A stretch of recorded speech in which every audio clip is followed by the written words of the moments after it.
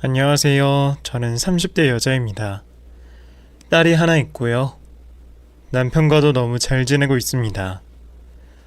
지금은 누구보다 행복한 제가 이런 곳에 사연을 보낸다고 하니 엄마가 그 말을 듣고는 깜짝 놀라서 그런 얘기를 뭐하러 보내? 나 아직도 그때 일을 생각하는 거야? 이제 잊을 때도 됐잖아. 지금은 행복한데 왜 그래? 하면서 제게 핀잔을 늘어놓곤 했습니다. 무슨 소리야 엄마. 그걸 어떻게 잊어. 내가 그때 얼마나 힘들었는데. 그거 나 평생 못 잊어. 마음속에 담아두고 살 거야. 어쩌면 이렇게 말하고 나서도 평생 못 잊어서 마음속에 깊게 담아두고 살지도 몰라. 내가 이런 말도 못해? 나 같은 사람이 또 생길지도 모르잖아. 내 목표가 뭔 줄 알아? 그 집 망하게 하는 거야. 사람을 인간 쓰레기처럼 대하던 그 집구석 내가 망하게 만들 거야. 이렇게라도 대충 말하면 아는 사람들은 알 거 아니야. 그 집구석이 어떤 집구석인지, 왜 잘 살고 있는 내 머릿속에서 떠나질 않아서 날 평생 괴롭히는지 전국적으로 다 따버리고 싶은 마음이야. 솔직히 엄마도 반성하지. 나 엄마 너무 미워. 왜 그때 나한테 왜 그랬어? 하면서 혼자 읊조렸습니다. 엄마는 그런 제 말을 듣고 아휴 하고 한숨을 쉬며 밖으로 나갔고, 저는 이렇게 컴퓨터 앞에 앉아서 사연을 적습니다. 사실 제가 이렇게 글을 적게 된 것은 공익을 위해서입니다. 아직 세상이 살만하고 좋은 사람이 많다는 거 저도 잘 압니다. 유명 TV 프로그램을 보면 그곳에서 전화 모금을 해서 불우이웃을 돕기도 하고 가끔은 봉사활동도 가고, 정말 저도 좋은 일이 많이 하고 살았습니다. 착하게 살면 언젠간 돌아온다. 내가 베푼 만큼 분명히 나한테 돌아온다. 이런 마음으로 살았죠. 하지만 그게 아니더라고요. 세상은 착한 사람을 호구로 봅니다. 워낙 영약한 사람이 많고 나쁜 사람들이 많으니 착한 사람들이 손해를 보는 세상이 돼버렸더라고요. 그래서 저는 이제 막 걷기 시작하는 제 아이를 붙잡고 가끔 얘기합니다.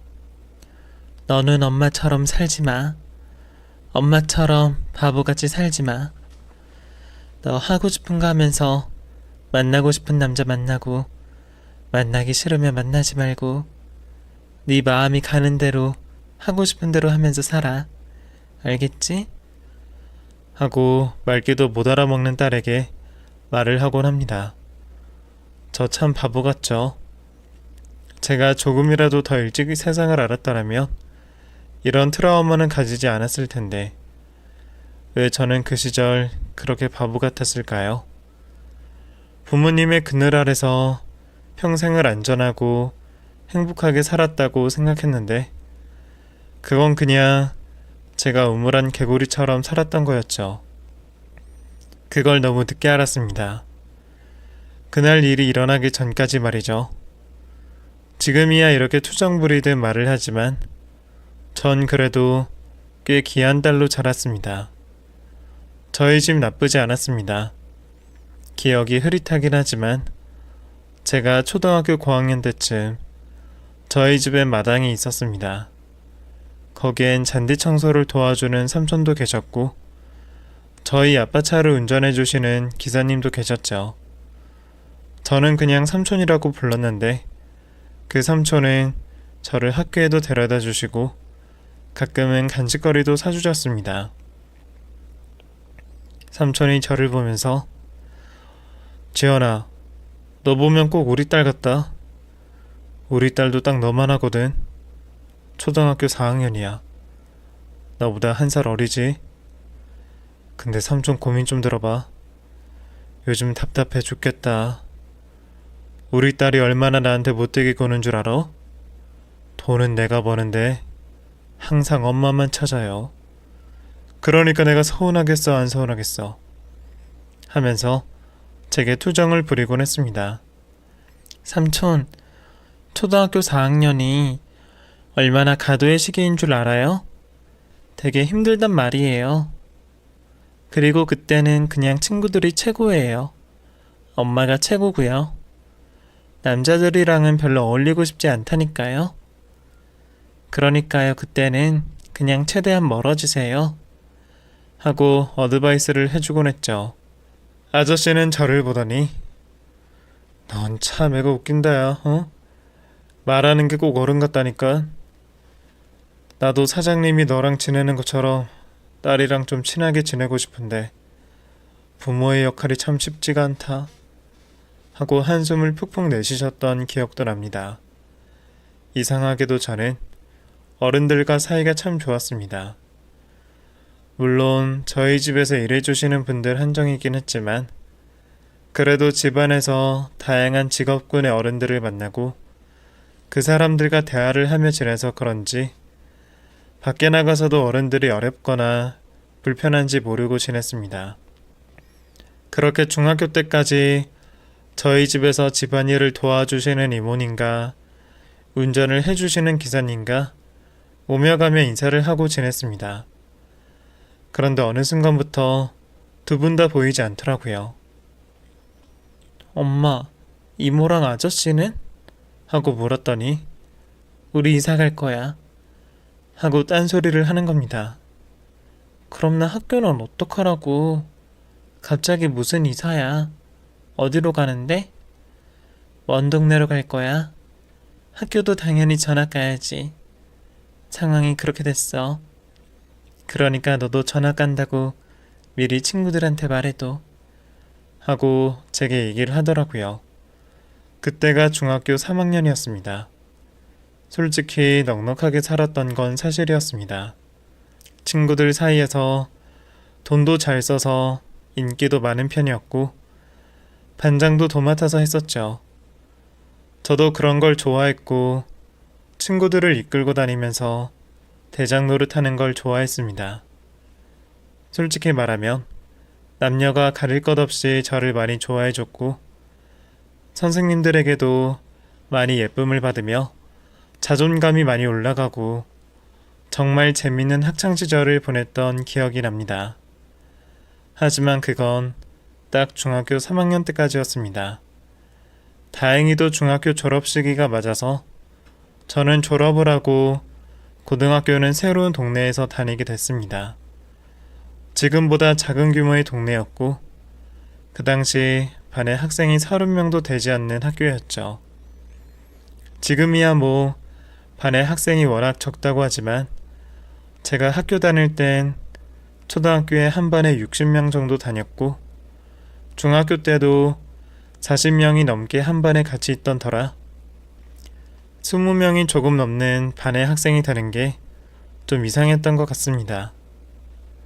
거기다가 집도 이전에 살던 집보다 평수가 작고 제일 불편한 건 방이 단 2개라는 거였습니다.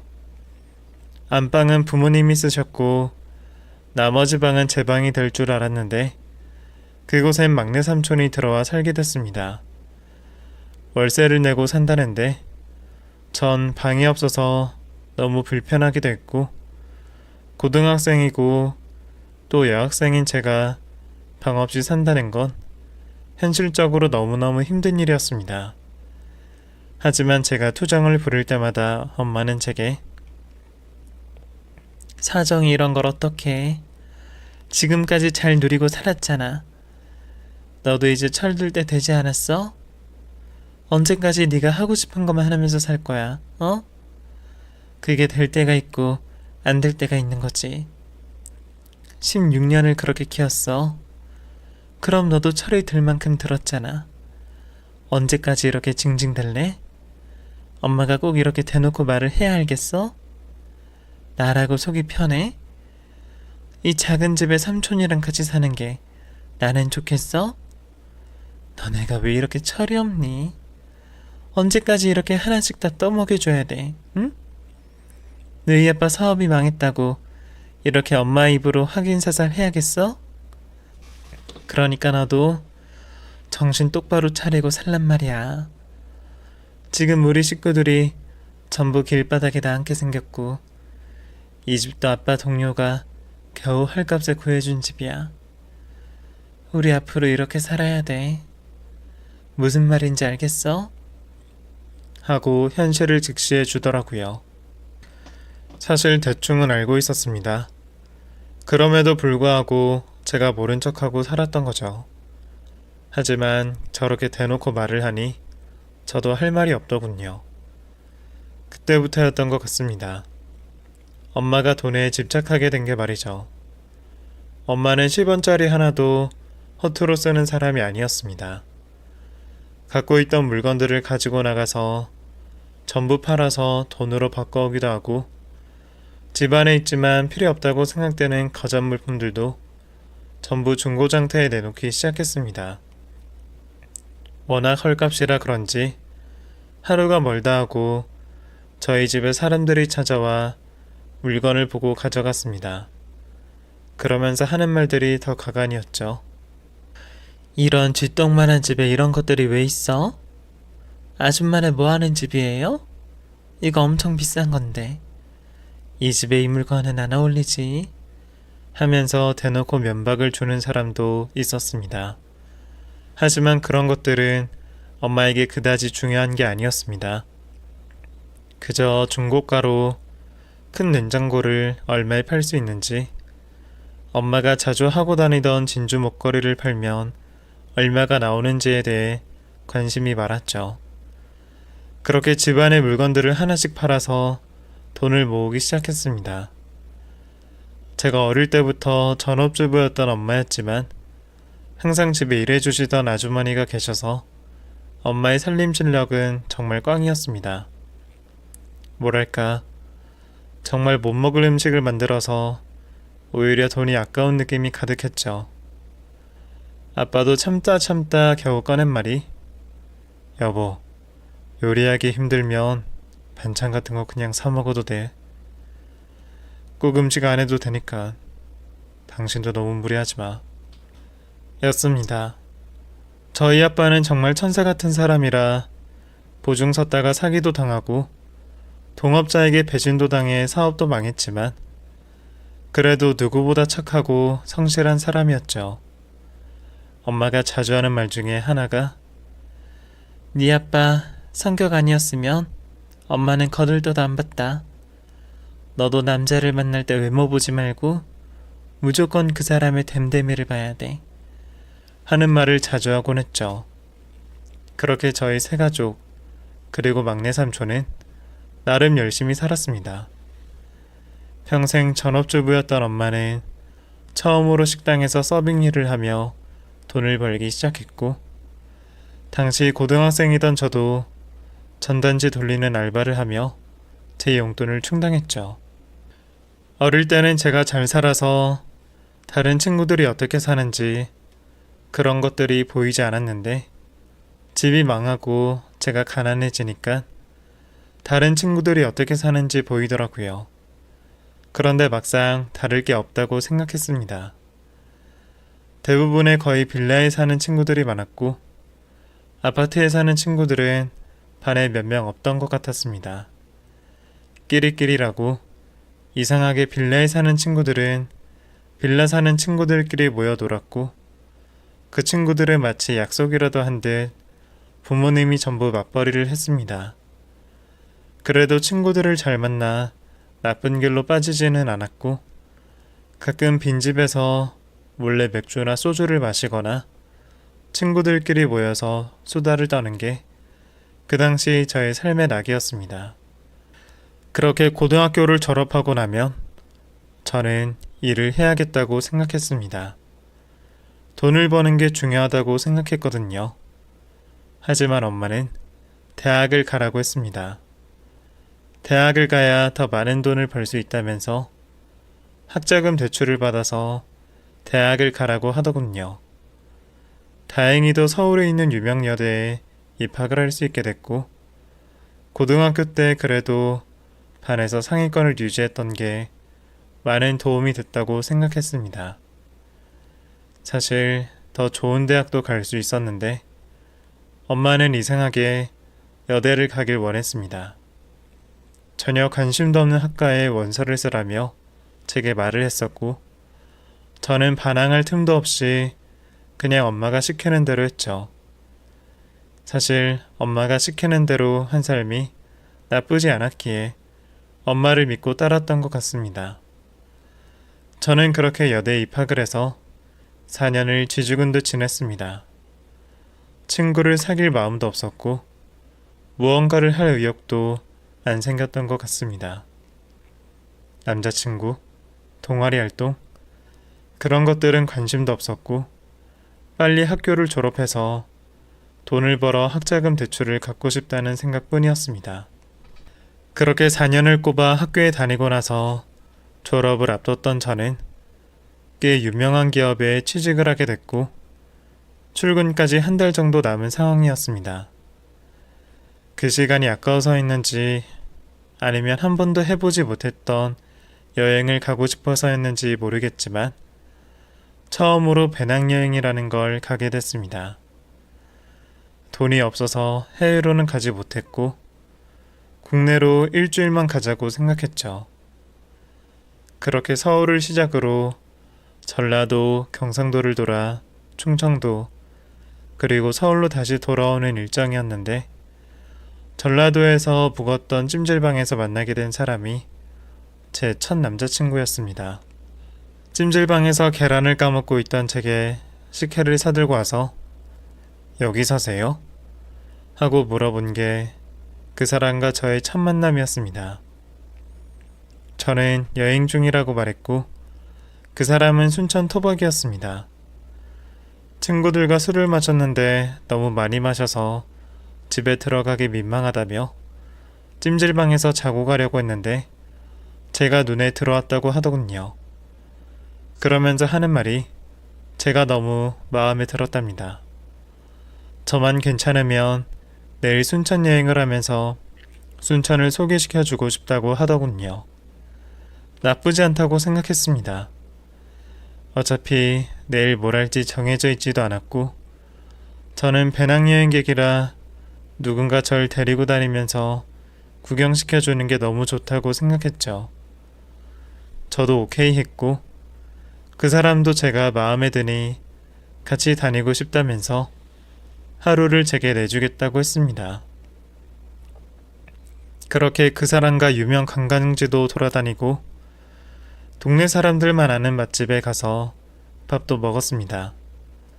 하루였지만 많은 대화를 나눴고 아직 대학생이고 군대 전역한 지 얼마 안 돼서 이제 복학을 앞두고 있다는 사람이라는 걸 알게 됐죠. 나이는 저보다 1살 어렸던 22살. 나이는 어리지만 외모는 성숙해서 저보다 동생인 건 몰랐습니다. 그렇게 하루 정도 같이 여행을 하고 휴대폰 번호를 교환하고 헤어졌습니다. 그리고 저는 충청도 지역으로 오게 됐죠. 그런데 3일쯤 지났을까? 제게 전화가 오더군요. 어디쯤이냐고요. 그래서 전 제천에 있다고 했고 그 친구가 제천으로 오겠다고 하더군요. 그렇게 제천에서 만난 그 친구와 하룻밤을 보내며 이런저런 얘기를 나눴고 저희 두 사람은 연인이 되기로 했습니다. 하지만 순천과 서울에서의 장거리 연애가 쉽지 않았습니다. 주말마다 만남을 갖는데 학생인 그 친구와 직장인인 저, 아무래도 제가 돈을 버니까 어쩔 수 없이 더 쓰게 됐고 그 친구는 가끔 투정을 부렸습니다. 저번에는 내가 서울에 갔잖아. 이번엔 네가 와주면 안 돼? 차비도 너무 비싸고 맨날 나만 가는 것 같아. 이건 너무 일방적인 사랑 아니야? 무슨 소리야. 나도 저번에 갔는데. 그리고 난 출근하잖아. 넌 월요일에 수업 하나밖에 없다며. 혹시 기차비가 부담스러워서 그런 거면 내가 내줄게. 네가 좀 와줘. 나 진짜 이번 주는 피곤하기도 하고 바쁘기도 해. 하고 말했더니 전화를 그냥 끊어버리더라고요. 그리고는 문자로 너 그렇게 돈으로 사람 움직일 거면 그만 만나자. 잘 먹고 잘 살아라. 하고 제게 일방적으로 통보하더군요. 전화를 다시 걸었지만 받지 않았고 그렇게 얼굴도 못 보고 사귄 지 6개월 만에 제 첫 남자친구와 이별을 하게 됐습니다. 하지만 그때 솔직히 너무 일이 바쁘고 저도 너무 지쳐서 이별을 힘들어할 시간이 없었습니다. 당시 신입이었던 저는 여기서 치이고 저기서 치이느라 정말 정신이 없었고 어린 남자와의 이별 따위는 안중에도 없던 상황이었습니다.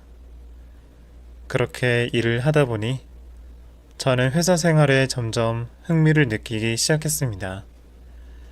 여기저기 소개팅이 들어오기도 했지만 일이 너무 재밌어서 연애 따위는 관심도 없었죠. 그렇게 저는 순식간에 30이 됐습니다. 제가 입사를 좀 빨리 하기도 했지만 승진이 빠르기도 했고 밑에 까마득한 후배들이 생길 정도가 되니 여기저기서 선자리가 들어오기 시작했습니다. 그렇게 몇 번 소개팅도 하고 선도 봤지만 솔직히 마음에 드는 남자가 없었습니다. 외모가 괜찮으면 직업이 별로고 직업이 괜찮으면 외모가 별로, 둘 다 괜찮으면 학벌이 별로거나 집안이 별로였죠. 모든 걸 만족할 수 없다는 거 알지만 그래도 기본은 했으면 좋겠다는 생각이 들었습니다. 그렇게 저는 31살이 됐고 엄마는 저의 결혼을 독촉하기 시작했습니다. 예, 빠른 애들은 벌써 결혼해서 애까지 낳는데 넌 뭐 하는 거야? 언제까지 혼자 살 거야? 엄마 아빠 행복하게 사는 거 보면 결혼하고 싶다는 마음 안 들어? 남자친구는 있어? 없어. 그러니까 소개해줄 거 아니면 물어보지 마. 하고 단도리를 했지만 엄마는 가슴을 치며 아니 네가 남자친구가 왜 없어? 대체 뭐가 모자라서? 응? 직업 좋지, 학벌 좋지, 집안. 아이 집안이야 뭐 좋을 때도 있고 안 좋을 때도 있는 거니까 그건 그렇다 쳐. 외모가 부족한 것도 아니고 이 정도면 됐잖아. 대체 뭐가 문제인데? 하면서 제게 매일 묻곤 했죠. 그렇게 엄마한테 시달리며 지내길 반년쯤 지났나? 엄마가 기가 막힌 선자리가 있다면서 제게 그 자리에 꼭 나가보라고 하더라고요. 미용실 아줌마가 소개해줬다나 뭐라나. 그 아줌마가 동네에서 엄청 유명한 중매쟁이인데 엄마한테 선자리를 주려고 다른 사람한테도 소개해주지 않았다면서 너무 귀한 자리라고 얘기를 하는 겁니다. 저는 그 말을 듣고 엄마, 그렇게 귀한 자리면 자기 딸을 내보내야 되는 거 아니야?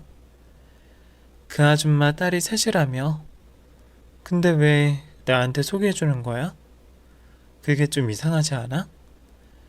분명히 흠이 있는 거야. 엄마는 그 말을 믿어? 하고 따졌지만 엄마는 제 말이 들리지도 않는지 이 집안이 어떤 집안인 줄 알아? 평창동일의 집이 사모님 소리 듣는 집안이야. 그러니까 이래저래 따지지 말고 마음에 들면 바로 그냥 자빠져서 애부터 가져. 무조건 나가는 거다. 하고 제게 말을 하더라고요. 너무 마음에 안 들었지만 엄마가 저렇게까지 원하니 못 이기는 척 선자리에 나갔습니다. 그런데 의외였습니다. 남자가 되게 멀끔하더라고요. 키도 크고 외모도 나쁘지 않았습니다. 인상도 선하고 사람이 너무 좋아 보이는 겁니다. 저를 보자마자 에스코트에서는 의자를 빼주는데 뭔가 그동안의 성과는 느낌이 좀 달랐습니다. 그렇게 그 사람과 저녁을 먹는데 왜 이 사람이 그동안 결혼을 못했는지 결정적인 얘기를 듣게 됐습니다. 지연 씨는 혹시 형제가 어떻게 되시나요? 전 외동딸이에요. 그쪽은 어떻게 되세요? 아, 저에 대해 못 들으셨다고 했죠. 저는 누나가 둘 있습니다. 누나 둘은 아직 결혼 안 했고, 다 착하고 좋아요. 아, 물론 제 누나라서 그런 것도 있겠지만, 저를 많이 챙겨주고, 제가 늦둥이다 보니, 어릴 때부터 누나들이랑 자랐거든요. 그래서 우리 남매들이 좀 특별해요. 뭐랄까, 친구 같기도 하면서, 남매 같기도 하면서, 뭐 그런 사이랄까요? 하고 웃더라고요. 그 말을 듣는데, 아, 이런 괜찮은 남자가 결혼을 못한 이유가 있었구나. 나 같은 애랑 선을 보며 하양혼을 생각하는 이유가 있구나. 라는 생각이 들었습니다. 솔직히 30대 중반의 누나 둘, 거기다가 결혼도 안 한 사람이면 얼마나 신우짓을 할지 안 봐도 비디오라는 생각이 들더군요. 제가 친구들에게 이 사실을 말했더니 짱수를 들고 야, 절대 안 돼. 너 진짜 그 집이 아무리 부자라도 결혼은 절대 안 된다? 그 누나들이 결혼한 것도 아니고 미혼이라며? 얼마나 신우짓을 하겠어. 세상에 좋은 신우는 없다. 내 말 믿어. 진짜야. 하면서 저를 말렸습니다. 하지만 이미 저는 그 사람에게 빠져 있었습니다. 그 사람이 적극적으로 나오니 저도 그 사람에게 흔들렸고 선이라 결혼을 생각하고 만났음에도 불구하고 신우가 둘이나 있다는 사실 같은 건 눈에 들어오지 않았습니다. 어떻게든 되겠지, 살다 보면 되겠지 뭐, 이런 생각이었던 것 같습니다. 그렇게 저희 두 사람은 세 번째 만남에서 사귀기로 했고 6개월 정도 더 만나고 결혼 얘기가 오고 가기 시작했습니다. 이 사실을 알고 가장 좋아하는 사람은 다름 아닌 저희 엄마였습니다. 내가 뭐라고 했어? 사랑 괜찮다고 했지. 너도 사회생활 해봐서 할 거 아니야. 엄마가 엄한 놈 소개해줬을까봐 그렇게 싫다고 했어? 아유, 그래도 한시름 놓인다. 만나자마자 싫다고 할까봐 걱정했는데 사람의 인물이 좋아서 그런가? 그래도 결혼을 전제로 연애까지 한다니 다행이네. 괜찮은 사람 같으니까 진득하니 잘 만나봐. 괜히 헛짓거리 하지 말고 하면서 제게 뭐라 하더라고요. 사실 저도 잘 해볼 생각이기도 했고 저희 집보다 집안도 훨씬 좋고 직업적으로도 나쁘지 않고 양가 부모님 다 계시고 부족할 게 하나도 없는 집이긴 했습니다.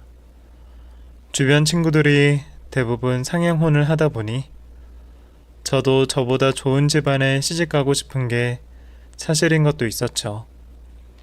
그렇게 그 사람과 만나면서 저희 집에 먼저 인사를 오게 됐습니다.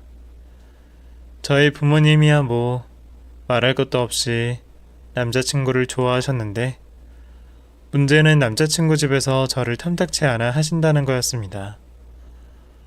제가 처음 인사를 갔을 때 예비 시어머니는 절 앞에 앉혀두고 아니 나는 이해가 안 된다. 결혼도 끼리끼리라는 말이 있잖아.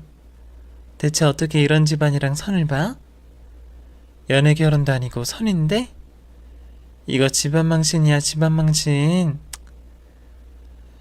하고 대놓고 핀잔을 주시더라고요.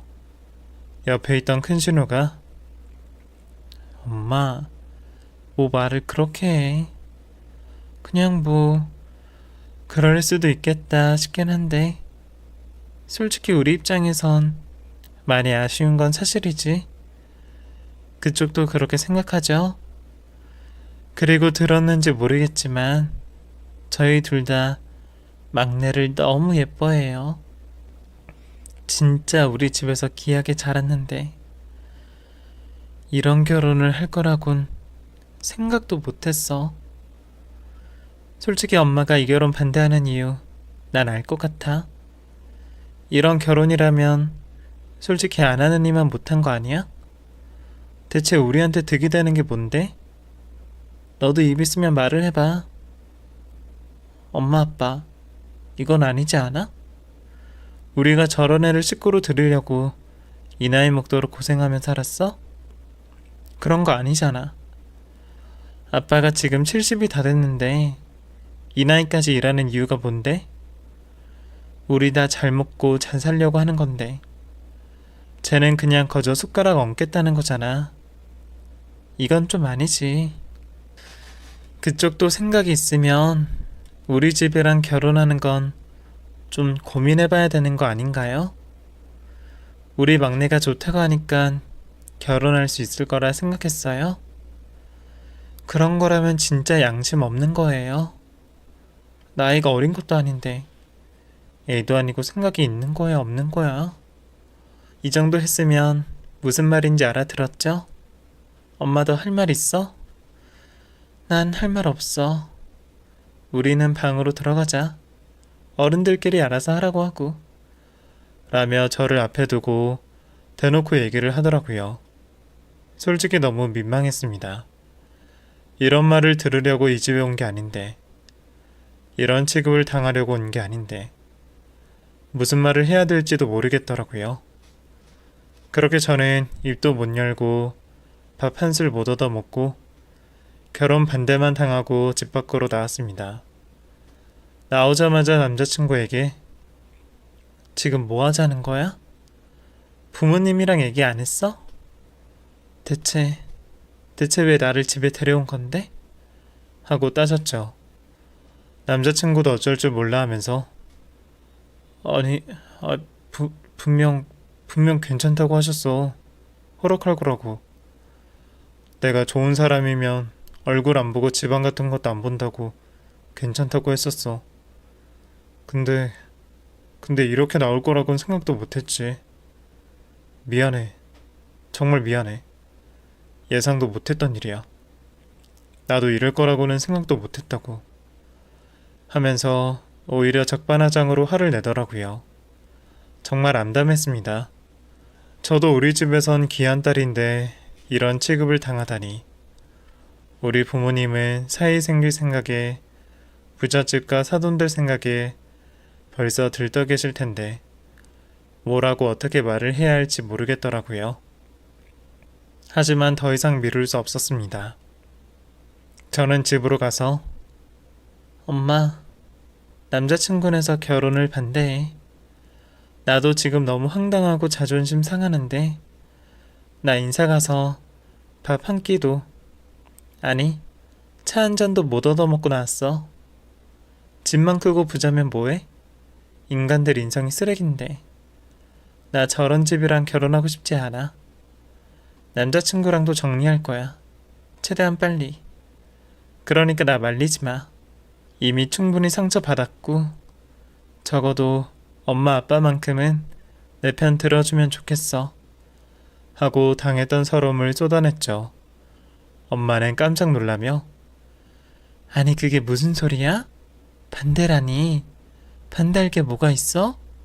네가 뭐가 부족해서. 그리고 애도 아니고 둘이 좋다는데 뭐 그렇게 반대할 거리가 있다는 거야? 그 집 식구들도 참 웃긴다. 누가 그렇게 반대를 해? 신우라는 인간들이 반대를 해?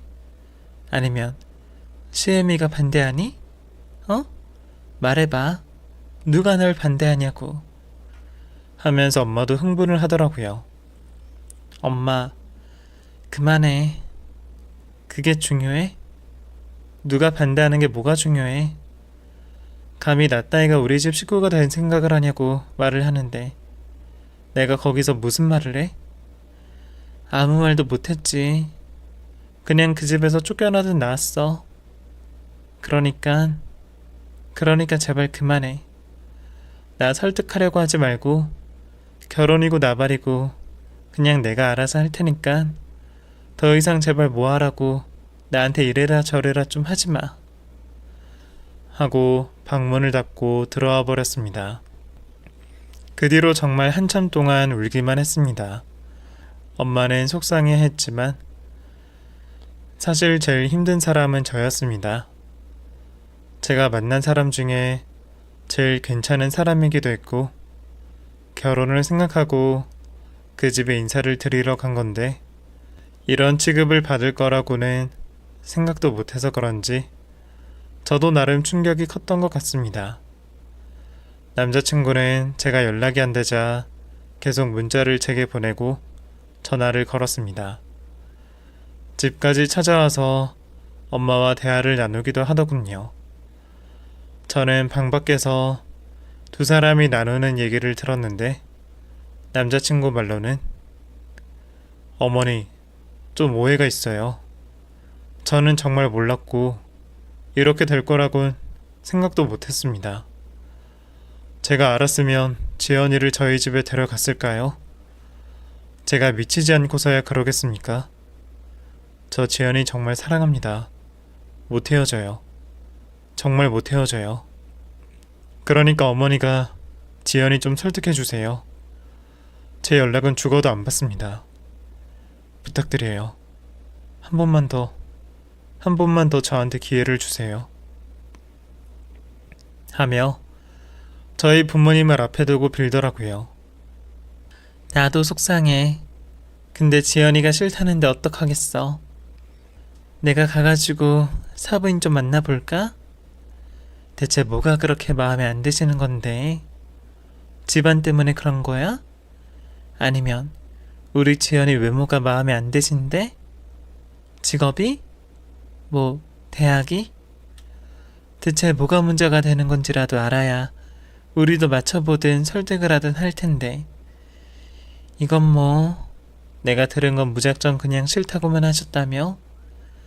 그러니까 우리 입장에선 너무 황당할 수밖에 없지. 안 그래? 하면서 진지하게 대화를 나누더라고요. 그런데 그 순간 남자친구가 집 밖으로 나가는 소리가 들렸습니다. 그리고는 한참 있다 들어와서는 지연아, 어머니, 저희 엄마가 지연이 보자고 하네요. 집으로 데리고 오라고. 같이 밥이나 먹자면서 그렇게 말하네요. 지연아, 제발 이제 방에서 나와. 너 이제 우리 집 식구야. 나와 얼른. 하면서 제 방문을 두들기더라고요. 전 또 바보처럼 진짜? 하고 울먹거리며 나왔고, 남자친구는 저를 끌어안고 이제 됐어. 우리 결혼할 수 있어. 우리 부부 되는 거야.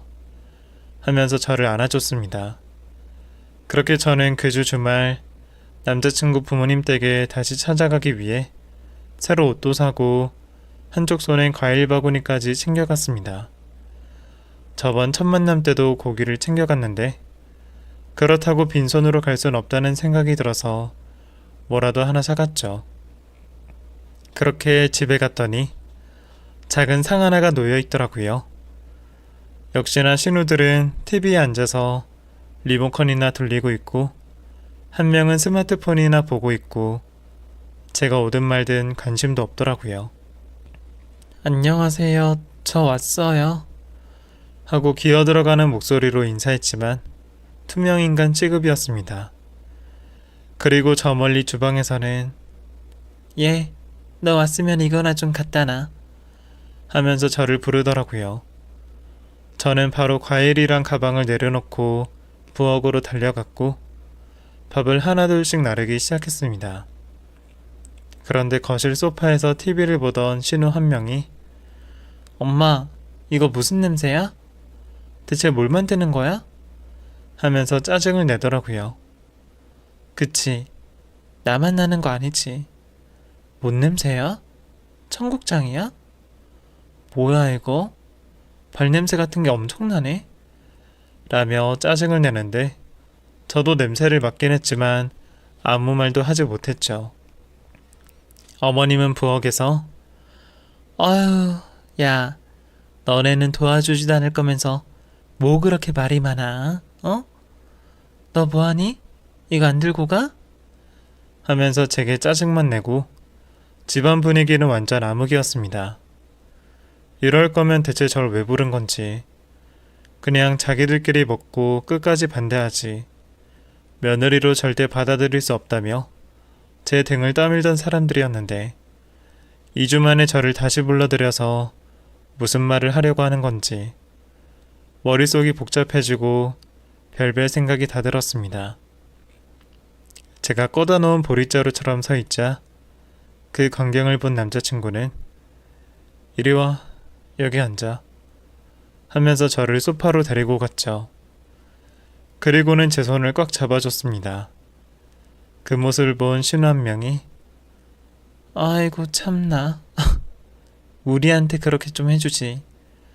너 키워준 건 나랑 언니인데 여자친구 좀 생겼다고 바로 마음 돌변한 거 봐라. 남자친구 없고 결혼도 안 한 우리 같은 노처녀들 서러워서 살겠어? 하고 바로 비꼬더라고요. 정말 가시방석에 앉아있는 것 같았습니다. 차라리 이를 돕는 게 낫다는 생각이 들 정도였죠. 저는 자리에서 일어나 부엌으로 가서 어머니, 제가 뭐 좀 도와드릴게요. 이거 갖다 놓을까요? 하면서 혼자 바쁘게 움직였습니다. 그러자 어머님은 얘야 됐다. 가서 앉아있어. 내가 할 테니까. 하고 저를 밀쳐내시더라고요. 저는 어쩔 수 없이 다시 거실로 왔고 어머님은 음식을 하나둘씩 꺼내시며 아유 진짜 오랜만에 밥 할라니까 힘들어 죽겠네 라며 싫은 소리를 하셨습니다. 그렇게 식구들이 하나둘씩 밥상 앞으로 모였는데 볼멘 소리들이 나오더라고요. 엄마 이게 뭐야? 반찬이 이거밖에 없어? 심하다. 고기 없어 고기? 하면서 투정을 부리고 아버님도 그러게 여보. 냉장고에 있는 반찬들만 해도 이것보단 낫겠다. 음식을 새로 한 것도 아닌데 뭐 이렇게 오래 걸려? 하면서 한 소리 하시더라고요. 어머님은 국이랑 밥을 나르시며 그냥 먹어 그냥. 뭐 이렇게 말을 들이많어? 그냥 좀 먹어. 하면서 식구들 앞에 밥과 국을 하나씩 놔주기 시작하셨습니다. 그런데 다 수저랑 젓가락이 있는데 제 앞만 텅 비어 있더라고요. 다 제 밥만 오길 기다리고 있는데 그 순간도 얼마나 불편하던지요. 그런데 그때 어머님이 쟁반에 국이랑 밥을 가져오셨고 다들 먹어 얼른 하면서 제 앞에 국그릇과 밥그릇을 건네주시는데 순간 밥상 앞이 아수라장이 됐습니다. 엄마 미쳤어? 이게 뭐야? 하고 신우가 바로 코를 막고 뒷걸음질을 쳤고 제 남자친구는 그걸 보고 엄마 진짜 왜 이래 하면서 고개를 푹 숙이더군요. 순간 저는 제 앞에 놓인 밥그릇을 보고 아무 말도 못했습니다. 그 안에는 썩어도 며칠은 썩은 음식물 쓰레기가 담겨져 있었습니다. 그것도 아주 오래된 게 말이죠. 하얗게 곰팡이가 피어있고 눈앞에 갖다 놓는 순간 악취가 코를 찔러서 모두가 헛구역질을 할 정도로 심각한 수준이었습니다. 시어머니는 제 앞에 그걸 갖다 두고 보이니? 이게 우리 집에서의 네 수준이다. 너한테는 밥 한 톨 주는 것도 아까워. 네가 이걸 먹으면 우리 집 식구로 받아주마. 근데 알지? 평생 먹어야 돼. 자신 있으면 우리 아들이랑 결혼해.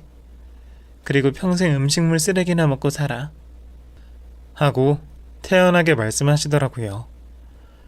마치 절 위에 썩혀놓은 것 같은 그 음식물 쓰레기를 전 하염없이 쳐다봤습니다. 제 주변으로 벌레들이 꼬이기 시작했고 시아버지는 그 모습을 보고 에이씨 당장 치워 당장 하면서 밥상을 바로 그 자리에서 엎어버리셨습니다. 제 다리에 온갖 음식물들이 엎어졌고 신우들은 전부 방으로 피신해버렸습니다. 시아버지도 뭐라고 중얼중얼 대시며 밖으로 나가버리시고 저는 하염없이 눈물만 흘렸습니다. 깜짝 놀란 남자친구는 휴지를 가져와서 제 옷 위에 흘린 음식물을 닦아주며 뭐 하는 거야 진짜. 왜 이래 정말. 하면서 저를 일으켜 세웠습니다. 저는 신발도 신지 못하고 밖으로 나왔고 남자친구가 저를 안아줬지만 전 그대로 뿌리치고 집으로 택시를 타고 왔습니다. 그 자리에서 바로 남자친구 번호를 차단했고 엄마한테 절대 문 열어주지 마. 절대. 아무도 문 열어주지 마. 문 열어주면 나 그냥 이대로 죽어버릴 거니까 절대 문 열어주지 마. 하고 엄마에게 신신당부했죠. 엄마는 제 방문을 두들기며 왜 그래 진짜. 무슨 일이야. 너 꼴이 왜 이래. 하고 제 방 앞에서 소리내서 울었습니다.